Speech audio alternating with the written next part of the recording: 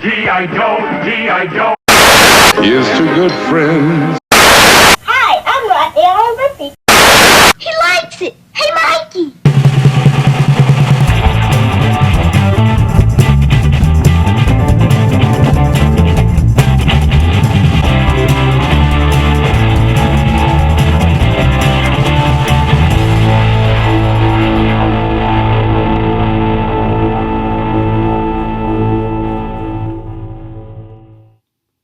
Hi everyone, I'm Ernie Martin, and welcome to the History of Television Commercials.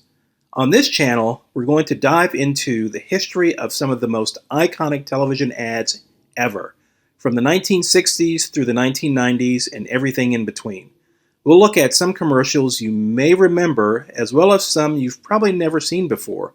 We'll also look at the company that made them, the impact of the ad, and whether some of these companies are still around. So, sit back and enjoy our first video, the Outpost.com Super Bowl ad. It's the year 1999, and it's the height of the .com craze. A company by the name of Cyberian Outpost, better known as Outposts.com, launched a massive advertising campaign in January 1999. The ad was very creative and, in many ways, ahead of its time. But in terms of it accomplishing what it set out to do, it was an utter failure and a complete flop. But the question remains as to why. To better understand what went wrong, we've got to go back to 1995. That year, Cyberian Outpost, an online provider of discount computer hardware and software, was founded by Daryl Peck in the small Connecticut town of Kent. Now, Kent is your typical small Connecticut village with a population of about 2,500 in the late 1990s. Peck, a long-term Apple Macintosh enthusiast, founded a previous company in 1989 that provided game and utility software titles for the Macintosh platform. And at one point, Peck was serving as the Macintosh platform's president. So this is a guy who knew what he was doing from a computer and technology standpoint. Once Outpost was founded, in less than a year it became one of the 3 largest retail sites on the web, doubling sales every 90 days. In fact, the company went from sales of just under $2 million in 1996 to well over $22 million in 1998. During that time, even Money magazine rated Outpost.com as the best site for computer equipment, and their initial public offering raised $70 million. Wow. Now, it might be worth mentioning that there were a lot of companies caught up in the .com craze at that time, many of whom had no real sustainable business model. But Outpost appeared to be a little different and seemed well positioned to weather the coming industry storm that would eventually devastate many of the newly created online businesses. Let's fast forward to 1999. By this time, the Super Bowl had become the biggest sporting event in the country, and a 30-second advertising spot during the game was becoming prime real estate for a lot of companies hoping to make their mark with viewers. It only made sense that after robust sales, a successful IPO, and high praise from some of the industry's most respected trade magazines, Outpost.com would jump on the bandwagon and ensure millions of people would remember their name. It's interesting to note that the 2000 game was known as the .com game because there were so many new online companies paying tons of money trying to get noticed. Well, Outpost.com was one of the few that had the foresight and launched their ad campaign during the previous year's game, when most online companies weren't yet advertising during the Super Bowl. From this perspective, Outpost had a real opportunity to stand out from the crowd simply by being early. Next, the company hired New York ad agency Cliff Freeman and Partners to develop the creative for their campaign.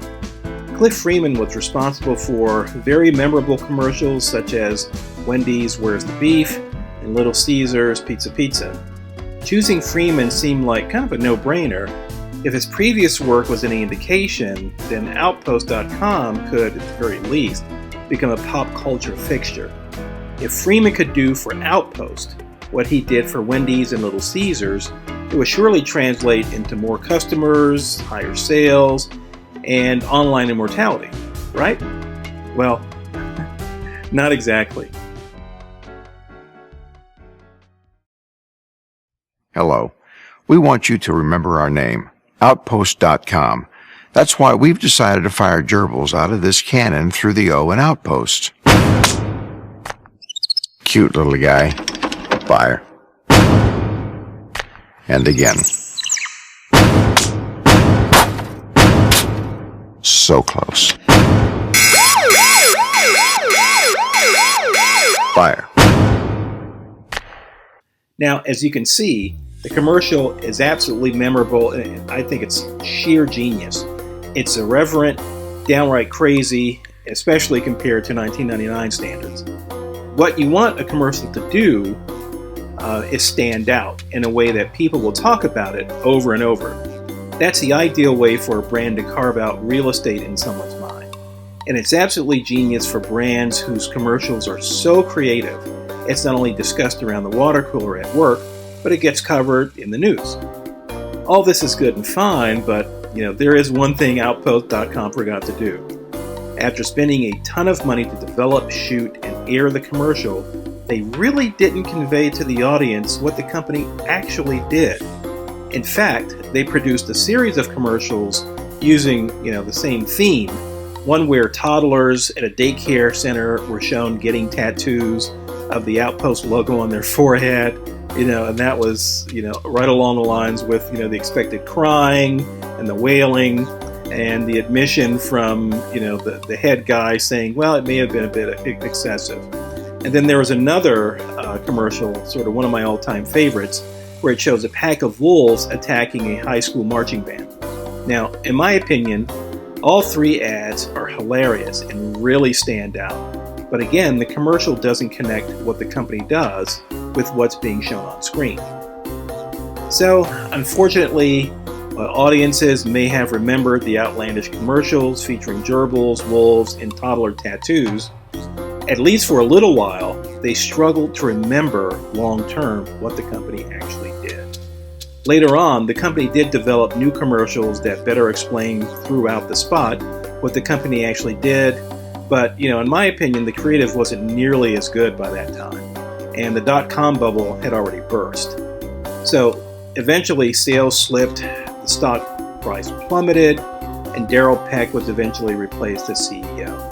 In 2001, the company was sold to Fry's Electronics for $21 million, and Outpost.com was no more. If you enjoyed this video and would like to see more of them, support us by hitting the like and subscribe buttons, and let us know what you think in the comment section. I'm Ernie Martin. Thanks for joining us, and we'll catch you next time on The History of Television Commercials.